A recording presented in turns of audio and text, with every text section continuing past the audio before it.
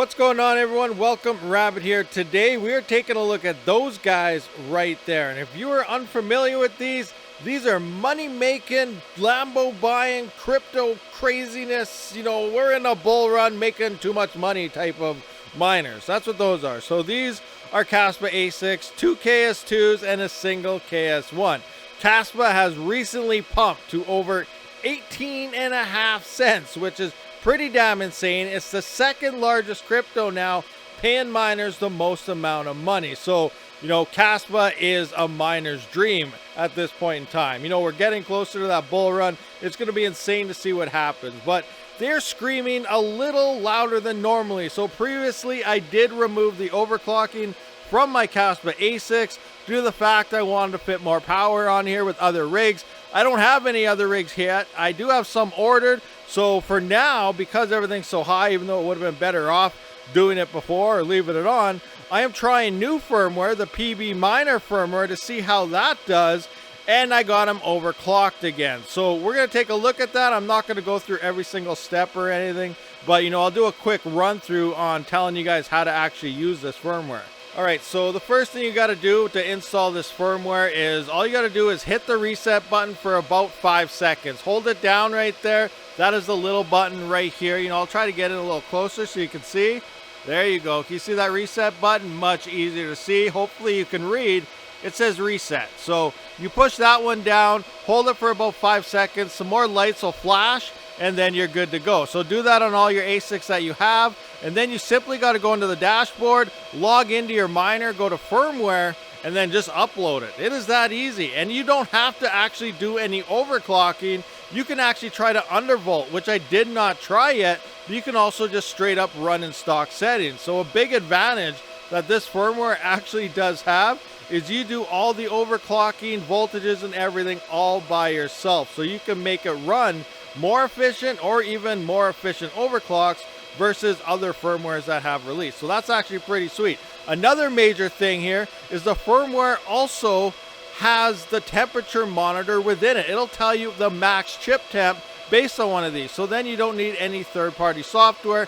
Everything is in your dashboard as well. And another thing is there is free firmware. So a lot of people don't like paying for stuff, obviously here. It is free, but it does have a 1% dev fee, which goes to the Kaspa team. So the dev for the firmware obviously isn't taking anything for himself. It is being donated to Kaspa itself, and that also helps out the dev team for future development. So that's another major bonus with this firmware as well. So let's go in and check it out. All right, so here is the GitHub to PB Farmer's overclocking Ice River firmware, and as always, I'll have everything linked down in the description, as well as legit sites to actually buy any type of ASIC if you're looking for it, because it is a pain to get any type of ASICs and end up getting ripped off and not getting shipped to you because it was a scammer. So legit links will be down in that description. But here you can see configuration additions and updates. So this pretty much tells you how to do everything. Clock and voltage settings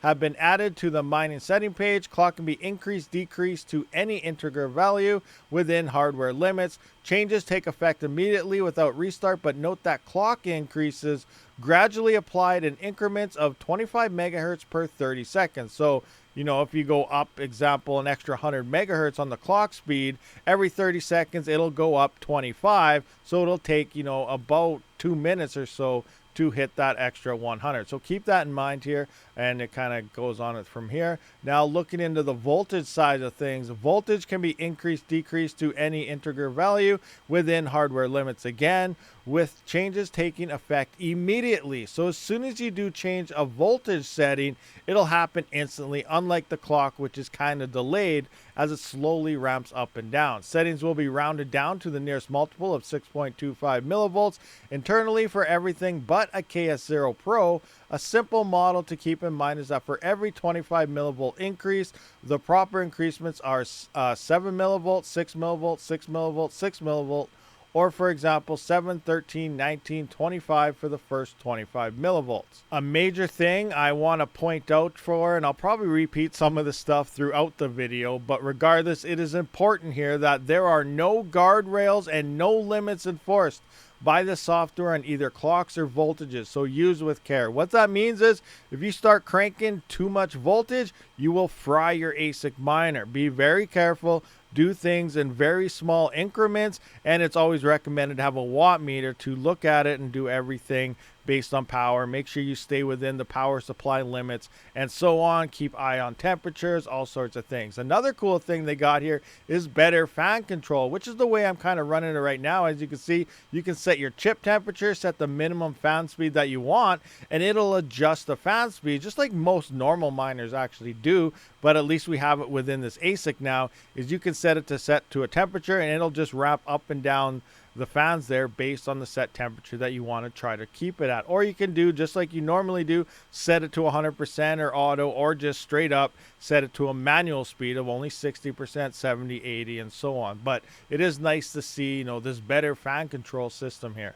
All right, so let's kind of jump into it right quick and kind of show you everything. And this dashboard looks pretty damn amazing. Now, don't be intimidated by all the squiggly lines and crazy things going on. Once you look at it a couple times, you'll definitely get the hang of it. Pretty easy here, but here we can see board temperatures. It shows you every board depending on the miner you're looking at.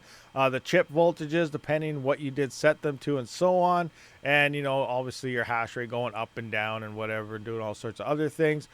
We got your voltage millivolts that you have set here, the clock that you have set and everything as well. Your max chip temp. This is kind of what I was talking about with the monitor, with the previous Ice River monitor to check your temperatures. This will always update every time you refresh the page to the latest maximum chip temperature, so then you don't have to worry about overheating or anything.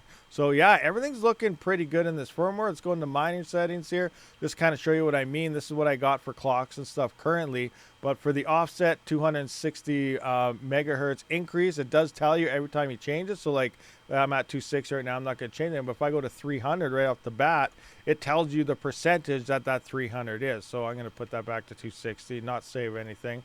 But that's awesome, you know, pretty good right here. Another thing is, you know, don't really go by other people's settings. Take the time and set up your own miner for itself. For an example, this one here is the KS2 that none of the other firmwares ever worked. As you can see, it's actually working in this one, but I did up the voltages a little bit. Let's go back to that. You see I have a voltage offset of 10 and it's up a bit. If I come back into my home here, just let it load and scroll down, we can see that my voltages right now are 4.68, 4.68, 4.71. I think default is like 4.75. So technically I'm still kind of under what the default is. I'm still trying to figure out how that all works on its own. But just for an example, going into this KS2 here, I have the exact same settings of 260, but I have no voltage increase happening here because it did seem stable and everything. So coming back into here, you can see exact same settings, but this one is performing a lot better. And this one did work with the other Kaspa overclocks, but the last one I just showed you, it could not use any of the other overclocks and see anything. But I am seeing an increase here, and here you can see I'm at 2.894. It's been over a couple hours and everything. Right now we can see 2.821 on the 2 hour. I almost said 24 there, but we also have increase from, instead of just 5 minute, we have 5 minute, 30 minutes, and 2 hours, which is awesome. It'd be sweet if they added a 24 into here as well. But yeah, you know, awesome things here. This has been running for about 6 hours, 42 minutes now. So these are all up to date and accurate. And you can just see just how different it can be between miners. So don't just say, hey buddy, what do you set yours at? And then you set yours to it. It might not perform the same. So just take the time, do each one of yours individually, and just go from there. All right, guys, so here I am inside of the PB Farmer firmware, and look at all the graphs and everything. It's nice to see all this stuff. You even have all the board temperatures, chip temperatures, all sorts of stuff. There's an extra thing added here for the chip temp, and this is actually reading exactly what you want to know. And you know, you won't really need this temperature monitor anymore because they are reading the same thing. So as you can see right here on board 2, it's set for every 5 seconds. I'm just going to go board 2, board 1. It updated, so you can see max chip temp is at 64. Coming back in, you can see 64.6 for the max chip temp. So it has everything in the dashboard that you will need. So that's actually pretty sweet. This firmware is also free. I probably already said that, but I like to repeat things just to make sure you guys know. But the firmware is free. And one major thing about this is that the dev fee, there is a 1% dev fee, but it goes to the devs of Kaspa. So then it helps them get money to continue building for Kaspa.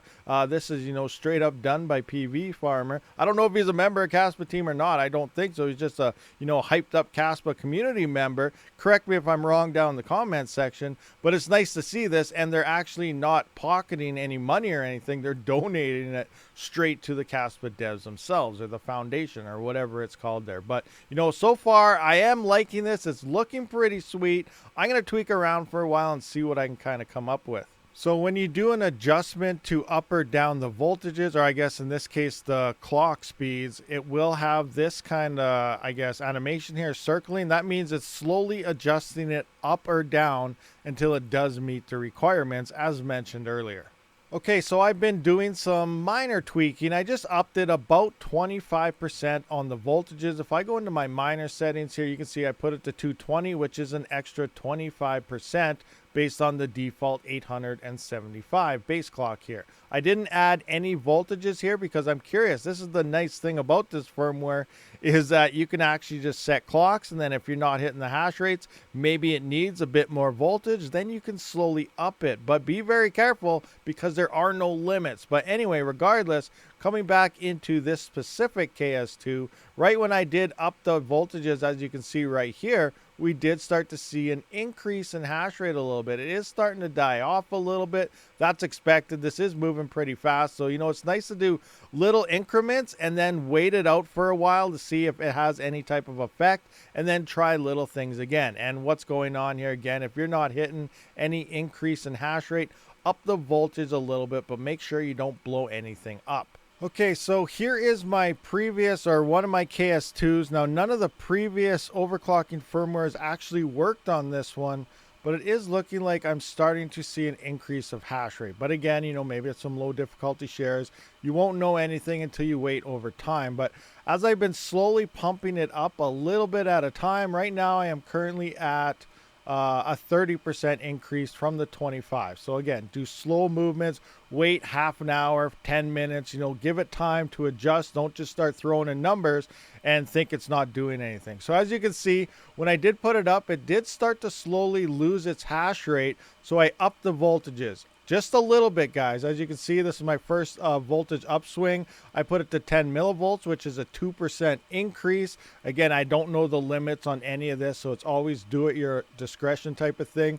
But right when I did that, you can see the hash rate is starting to pick up. I also started to get some rejected shares down here. So just like GPU mining, maybe the overclock settings and stuff, the voltage will help as well. Use all the tools on the dashboard to help you make adjustments. If I come into this one, we can see again 0.69, and the KS1, I'm actually at 2.4. If I scroll down, I did hit another rejected share here since I upped the voltages a little bit on this one, so it might need a little more voltages there. But use all these tools at your discretion. I'm going to do a quick refresh here.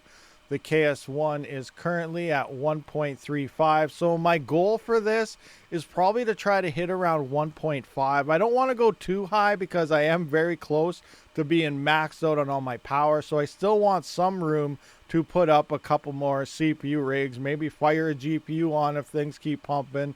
But I want some room there so I can still turn on some other type of hardware. But right now I'm at 1.335. I upped the voltage a little bit. I am getting some rejected, so I'm probably going to have to up it a little bit more. But again, I'm just going to wait another 10, 20 minutes to see what the final numbers look like, if I get any more rejected, and then make my decision from there.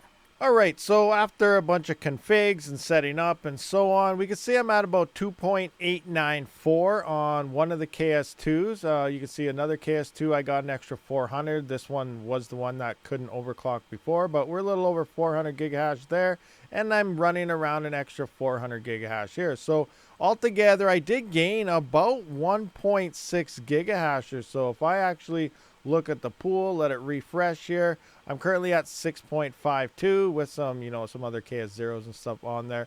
from originally like 5.3, 5.4. So yeah, we're over, you know, a gigahash and a half or so. I got to wait for the full 24 hours to see how this does play out. But based on everything here, about 1.6 gigahash. Now looking at the current Explorer here, there is 170 petahash currently on the network right here at 18.2 cents. So is this Kaspa overclocks kind of worth it here? So right now we can see an extra 1.6 gigahash, or well, I don't know why I'm saying gigahash, 1.6 terahash here is an extra $19.46 a day, which is, you know, a nice boost in profits from actually doing the overclocking here.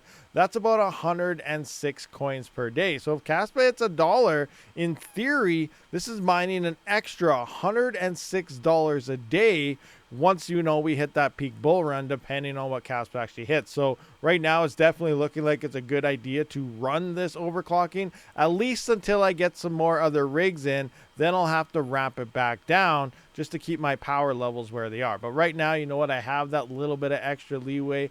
No rigs here yet, extra power that I can use, even though it's not really efficient. But you know what, we're going to look at the numbers right quick, actually, just to give you an idea of how much power we're actually using at this point. All right, so we're just going to have a look at the power I'm using right now. Here you can see I took a screenshot before with everything on stock, everything running between, you know, that CPU mining rig over there, the ASICs, everything that's running over here. And we were rocking, once it focuses here, I'm about 3,629 watts. If we jump over to the wall, you can see right now, I'm at about 49.49, 49.50, 49.49 for that. So I'm using an extra 1,320 watts, 1,320. So previously, I was getting an extra 1.5 terahash or something, and I was getting about 1,800 watts more. So now I'm up about 1,320 watts. So I'm around close to the same hash rate here,